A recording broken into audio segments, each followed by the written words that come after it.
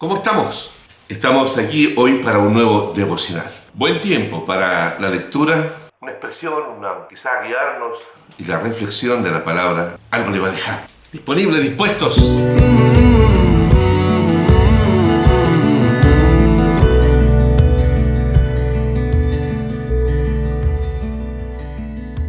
Misericordia y compasión. Ese es el tema de hoy. Misericordia y compasión. Vamos a ir a Romanos capítulo 9, versículo 15. Pues a Moisés dice: tendré misericordia del que yo tenga misericordia, y me compadeceré del que yo me compadezca.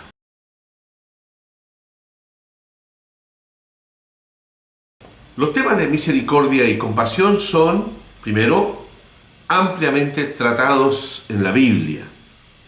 Misericordia, gesed, ampliamente tratado. Compasión, algo que te pasa aquí adentro. En segundo lugar, son muy parecidos, pero no son iguales. Son parecidos, pero no son. Quizá podrían ser complementarios, por ahí. Y en tercer lugar, ambos términos nacen en el corazón de Dios.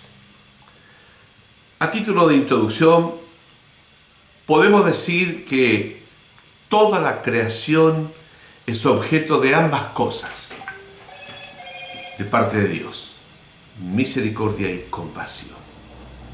El verdadero tema es si estoy en el radar de su misericordia y su compasión, o estoy caminando fuera de ese radar. Un radar imaginario. Estás dentro de ese paraguas que te cubre. Es una decisión personal. Misericordia viene del latín miserere, que es compadecerse. Y corazón, que es compadecerse del corazón. Aunque algunas fuentes hablan de las miserias del corazón. Misericordia viene de las miserias del corazón.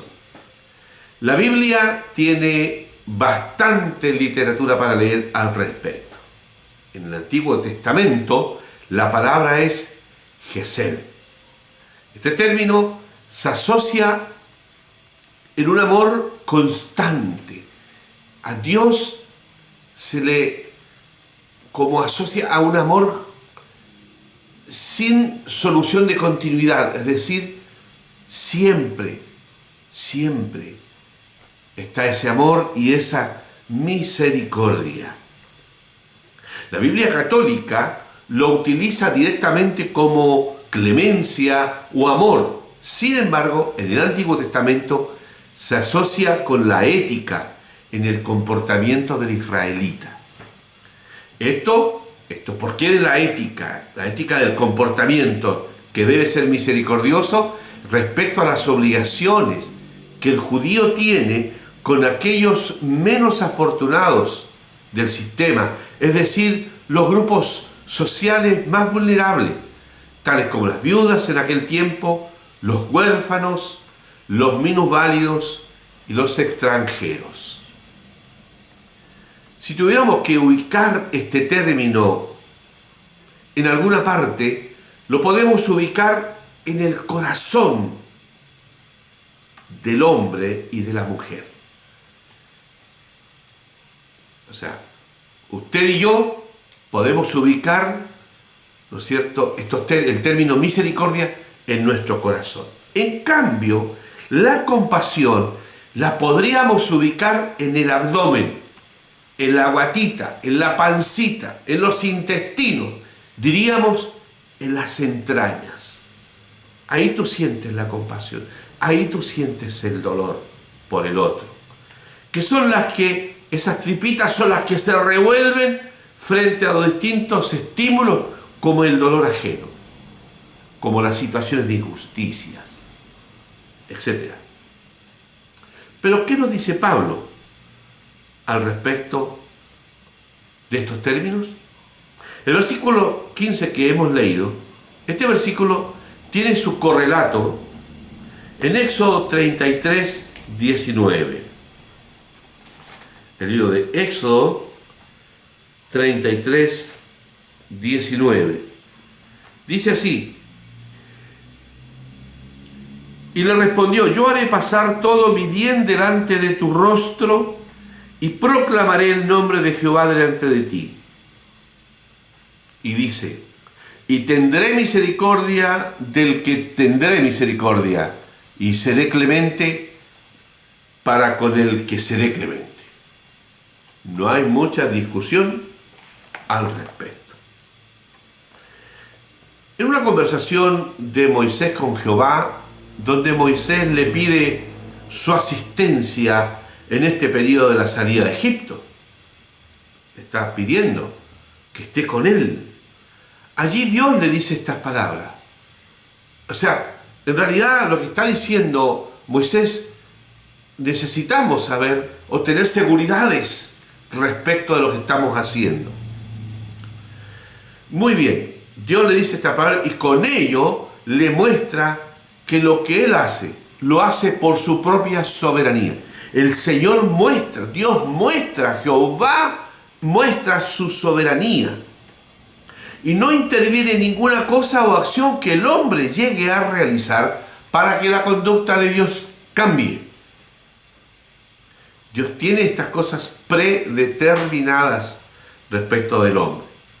Acá en Romanos, lo que hemos leído, vuelve a manifestar su soberanía. Y más allá de aborrecer a Esaú, como dice el pasaje, a Dios le duele el desprecio que Esaú tuvo para con su primogenitura, que era la vía de la bendición establecida por Dios para su pueblo. Es decir, Esaú se gana, de alguna forma se gana, se merece. Bien merecido se tiene, que Dios lo aborrezca, en un término, ¿no? De alguna forma expresada. El dolor de Dios expresado en ese aborrecimiento, porque Esaú despreció a Dios. Dios, en definitiva, dice Pablo, es la medida de las cosas. Dios es la medida de las cosas. Por eso somos teocéntricos, es decir, nuestro centro de adoración, la posibilidad de ser persona con una conducta moral determinada, viene de Dios, de su amor, de su misericordia, de su soberanía. Somos éticos porque Dios es ético. Somos santos porque Dios es santo.